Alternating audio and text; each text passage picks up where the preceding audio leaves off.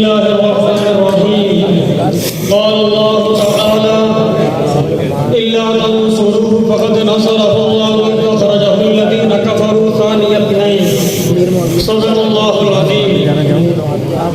صدی کی صداقت سے چمن میں پھول کھلتے ہیں، صدی کی صداقت سے چمن میں پھول کھلتے ہیں، انہی کے نقشے قدم سے اصول بنتے ہیں. صداقت کی منزل مجھ سے مت پوچھ، انہی کے گھر سے تو دلہا رسول بنتے ہیں. سبحان اللہ.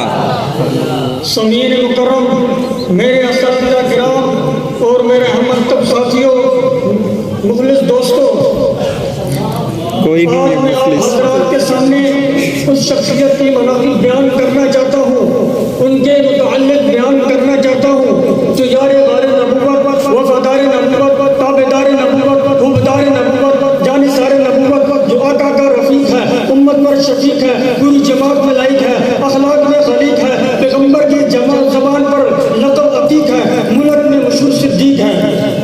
پیغمبر کی پوری جماعت میں امام الصحابہ، افضل الصحابہ، اکرم الصحابہ، اشرف الصحابہ ابو بکر صدیق ہیں. ابو بکر کا نام عبداللہ ہے، کنیت ابو بکر ہے، لقب عتیق الصدیق ہے. وہ واحد ہستی ہے جس کا باپ بھی صحابی، خود بھی صحابی، بیٹا بھی صحابی، پوتا بھی صحابی ہے. ہماری گود میں بچے نظر آتے ہیں، صدیق کی گود میں مصطفیٰ نظر آتے ہیں. یہ وہ واحد ہستی ہے کہ پوری امت پیغمبر کے دروازے پر جا رہی ہے. پیغمبر ابو بکر صدیق کا دروازہ کھٹکھٹا رہا ہے.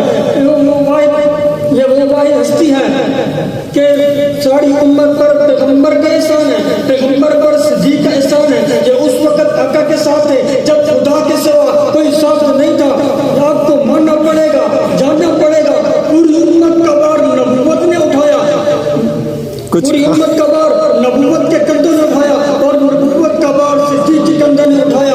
خود صدیق ہے، بیٹی صدیقہ ہے، غار میں صدیق کی گود آباد ہے، حجرے میں صدیقہ کی گود آباد ہے. یہ آقا کا وزیر، آقا کا مشیر، آقا کا رازدار بھی ہے. حضرت آدم السلام سے لے کر حضرت عیسیٰ السلام تک کسی انبیاء کو، کسی پیغمبر کو ایسا وفادار نہیں ملا. میرے پیغمبر کو ابو بکر صدیق ملا ہے. سبحان اللہ. سمعین پیغمبر کو ابو بکر صدیق ملا ہے. سبحان اللہ. سمعین مکرم، کون ابو بکر؟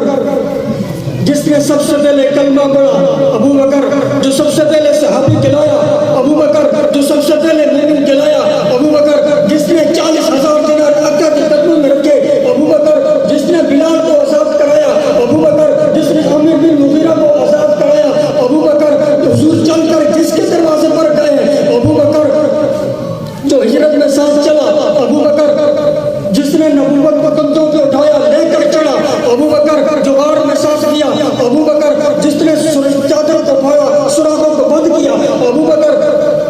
جس نے شام کا بسمہ برداشت کیا، آقا کو نہیں جگایا، ابو بکر. قرآن نے جس سے ثانیہ نہیں کہا، ابو بکر. قرآن نے جس سے والذی جاء بالصدق کہا، ابو بکر.